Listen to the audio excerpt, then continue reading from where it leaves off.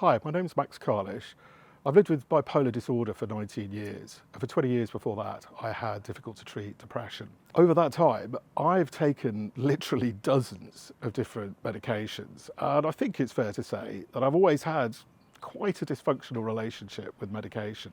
That's why I was so interested when I was asked to be lead patient researcher on the MEDIATE study at Aston University. So this is a study which was trying to find out about how to improve prescribing for people like me with a severe mental illness. And the conclusion we came to was a massive revelation for me. It just completely changed the way I think about my own medication, but it actually sounds quite simple.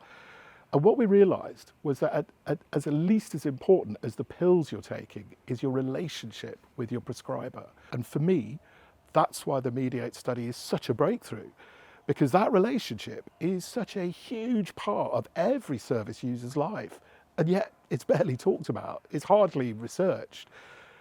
And on the study, we also found that many patients spent very little time having any kind of dialogue with their prescribers. Take my own case. I have a meeting with my psychiatrist, who's also my prescriber, on average about once every 6 months. And the meeting lasts 10 minutes. Now, however good the psychiatrist is, what can you accomplish and what can you meaningfully explore in that amount of time? And what happens, for instance, if during that 6 months I get a really bad side effect and I can't get hold of my psychiatrist? Again, the findings of the MEDIATE study told us something that I could really relate to, that as a patient, if you can't get the information that you need or don't trust the information you're being given, you start to go to unauthorized sources, for instance, the internet, friends and family, or perhaps even more seriously, you do what I've done in the past in the face of a horrible side effect, which is just to stop taking the med altogether. And I've literally gone cold turkey, which is about the worst thing you can do. And we know from the research on MEDIATE that these problems are happening all the time, along with overprescription, where patients are taking too many drugs, either because they've been told to or because they're self-medicating. And these are all the results of ineffective prescribing relationships. And so all these findings from MEDIATE led us to another massive question. How helpful is it to patients with severe mental illness to carry on prescribing in the same old way? Of course, I'm not suggesting, and neither is MEDIATE, that we should eliminate clinicians.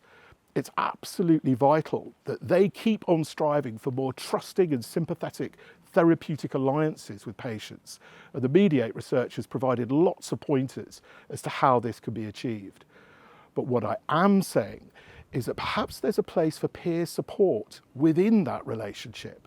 So, for instance, instead of just getting information on side effects from your psychiatrist and prescriber, you also get information from somebody who's actually taken the medication.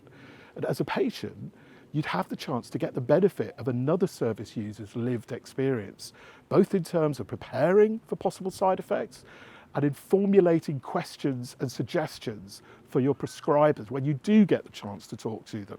And I really believe that this could enhance the quality and therefore effectiveness of these prescriber-prescribed to relationships, and in turn, service users' quality of life. In closing, and going back to the MEDIATE study, this is one of the few areas where the clinicians and the service users were in agreement that in the future, peer support could play a really important role in that critical relationship between the prescriber and the prescribed to. But at the moment, we just don't know how much of a difference peer support can make to getting people onto the right medications, because there's hardly any research on it.